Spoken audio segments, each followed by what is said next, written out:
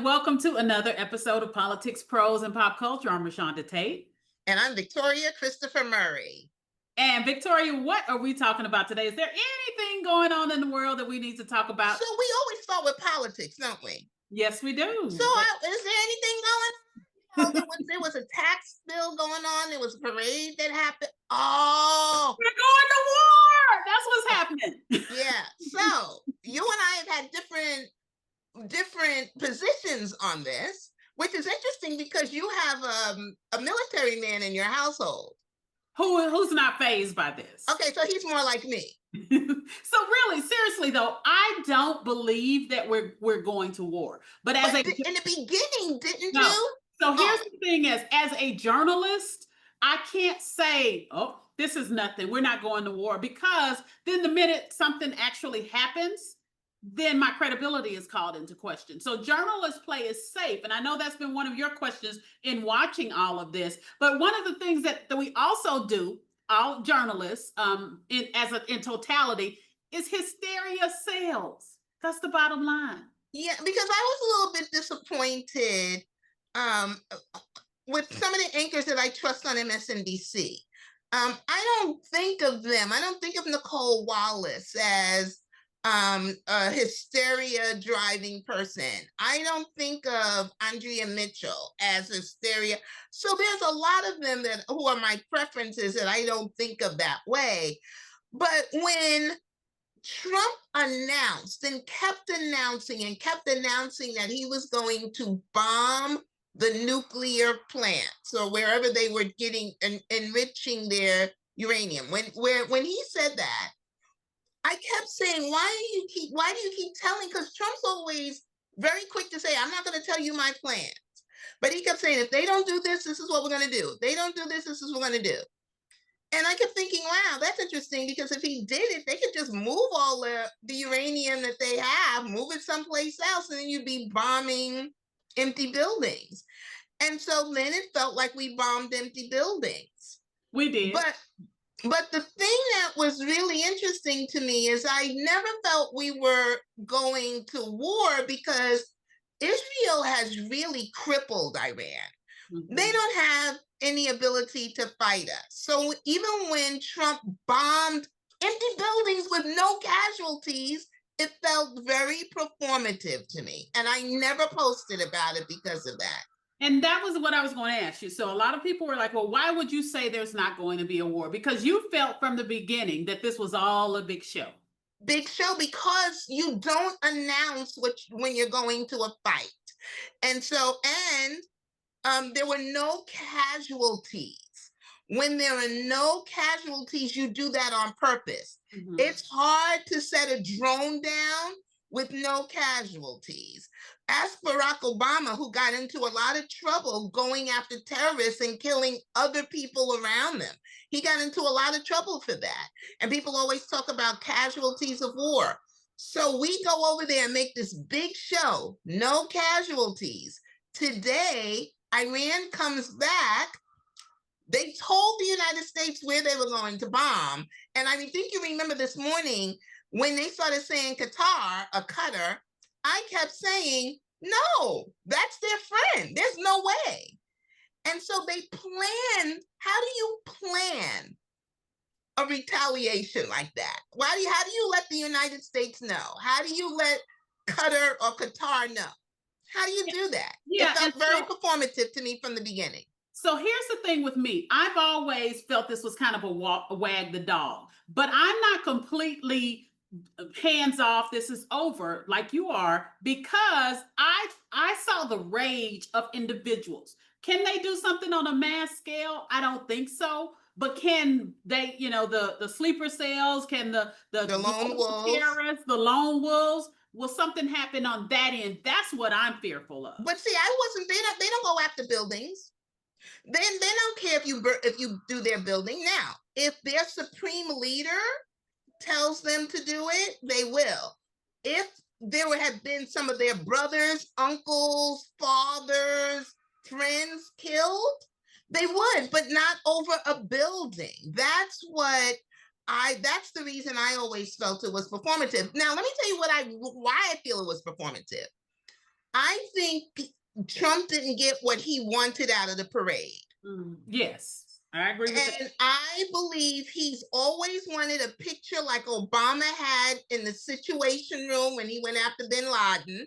And he was never going to get that picture. And he finally got a picture in the Situation Room.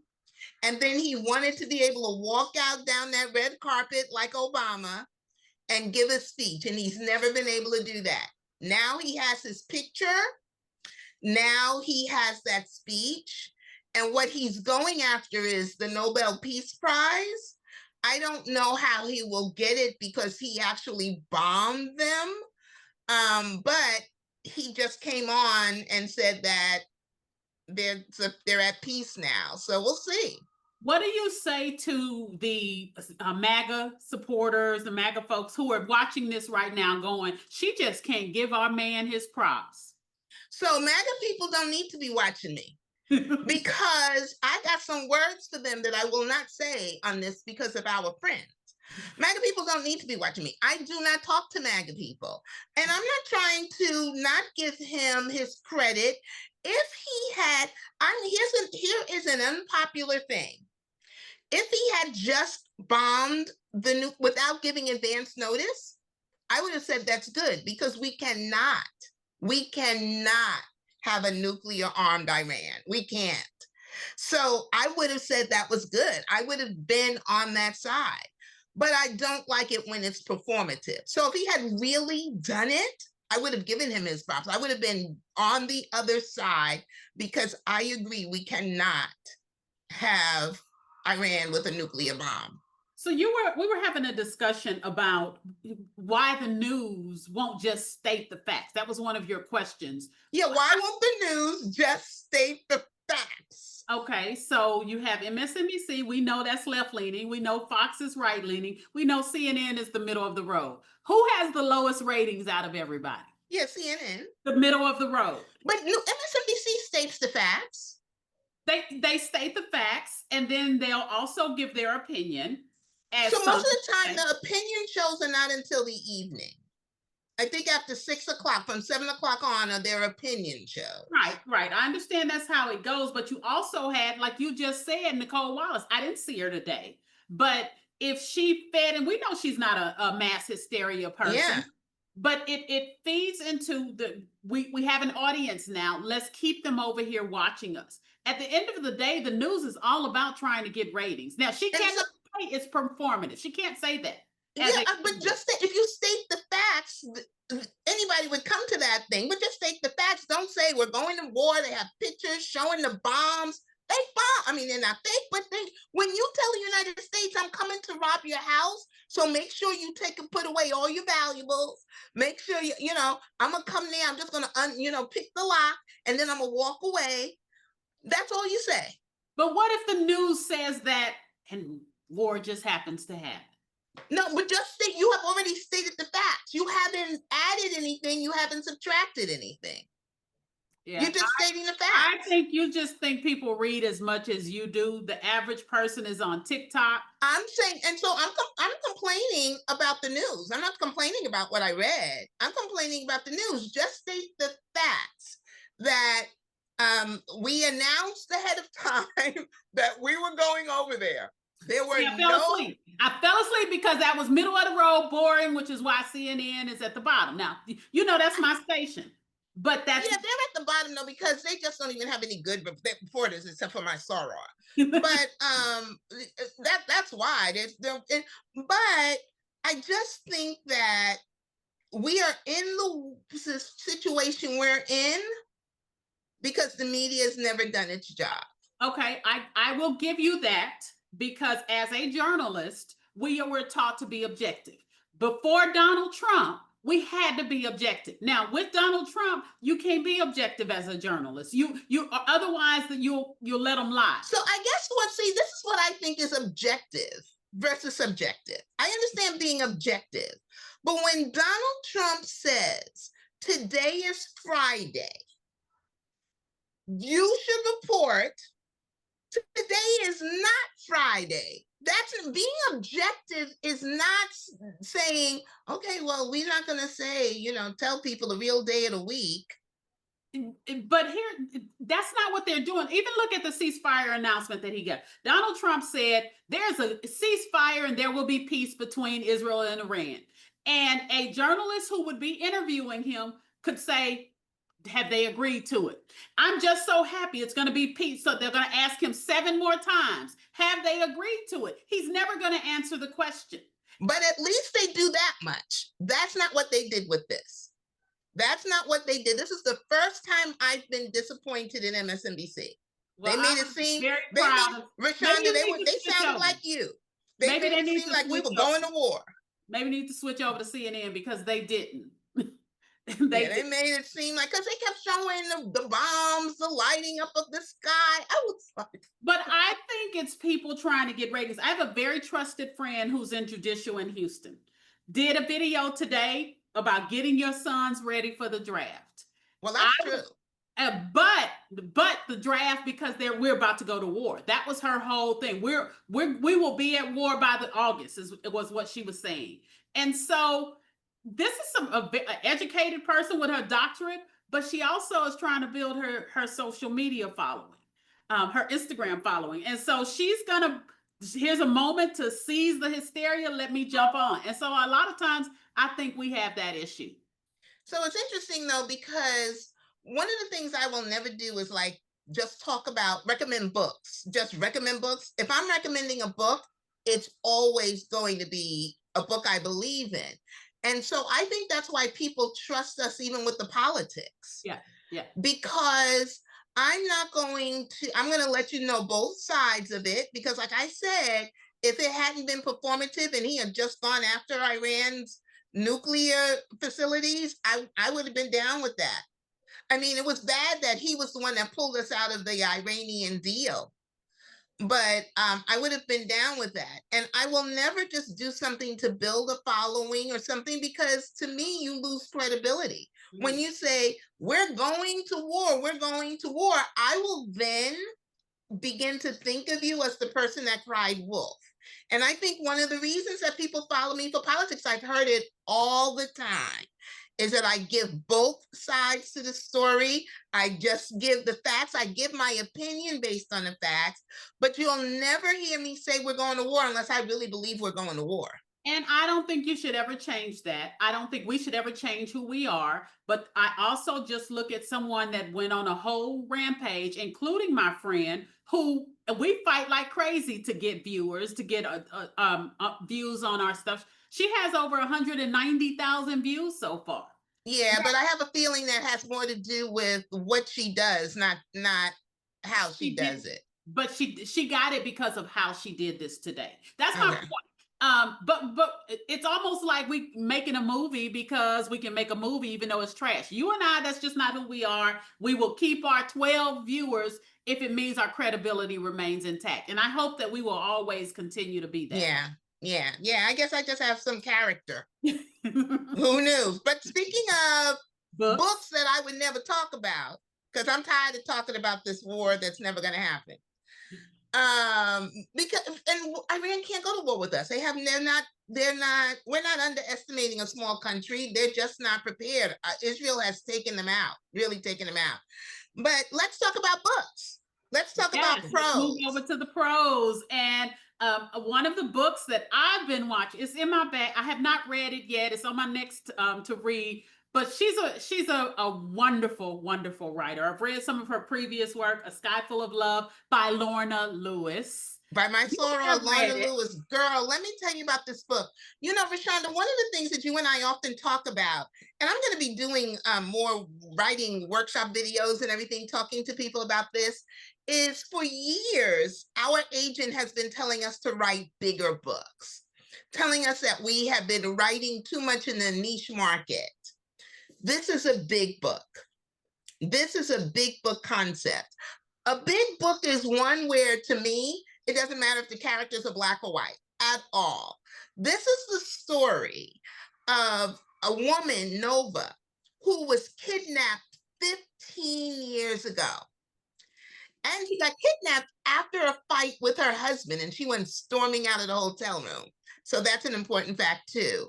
And she gets kidnapped, 15 years later, they find her.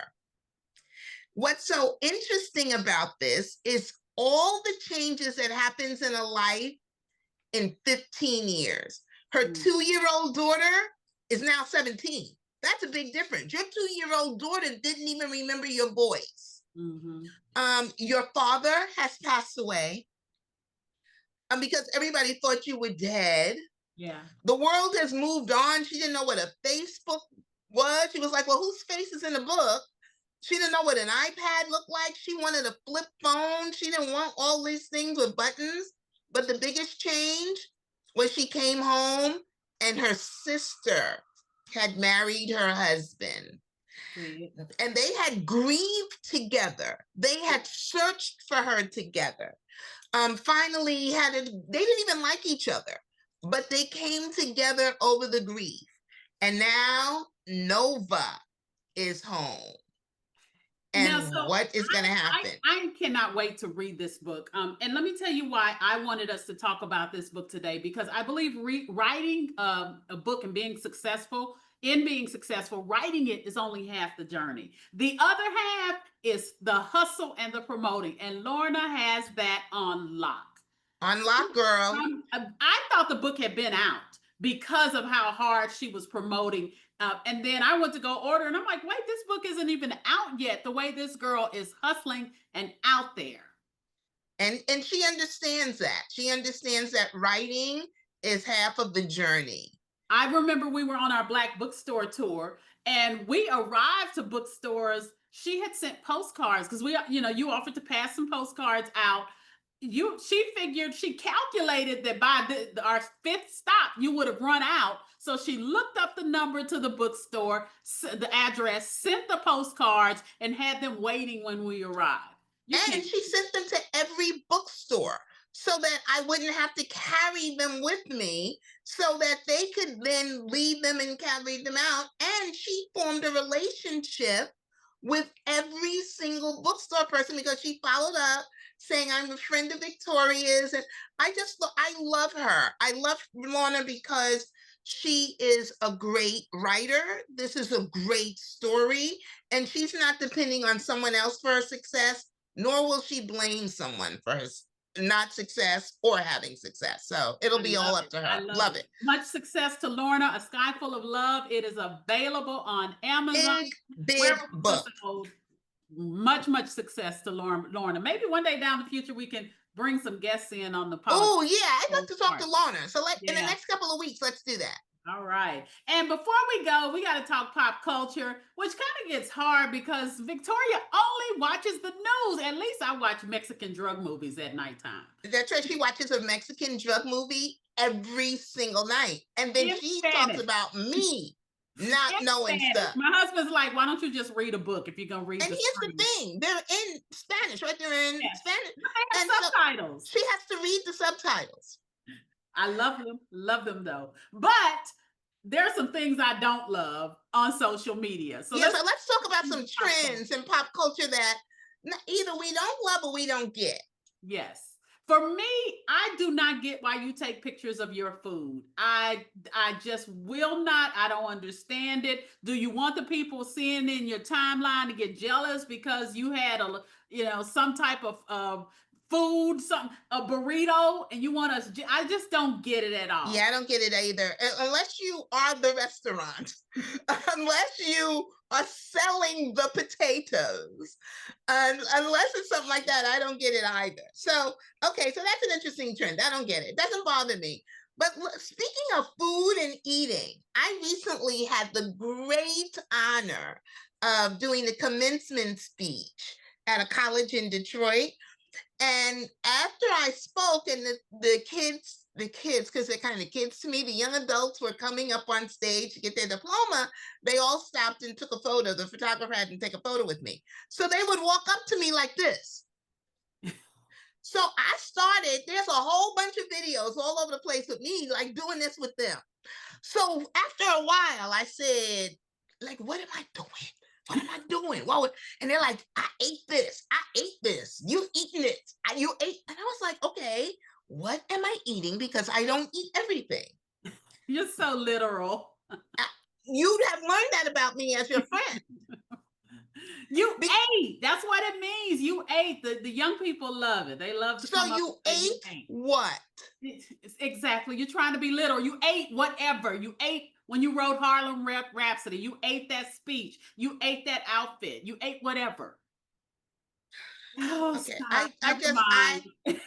I ate some crab enchiladas today, That but is that is not what we mean. That is not what we mean. But let us know your trend, your pop cultural trend in the comments. Let us know what you are just kind of tired of seeing or that you just don't get.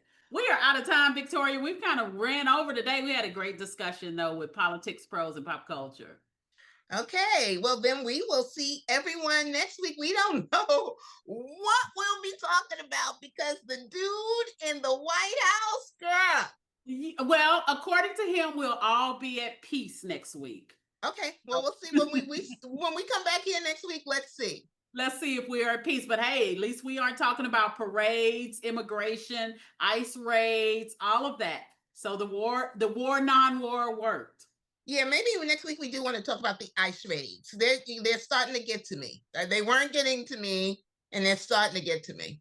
All right. Well, next time on Politics, Prose, and Pop Culture. Thank you so much for being with us. We'll see you next time. Bye.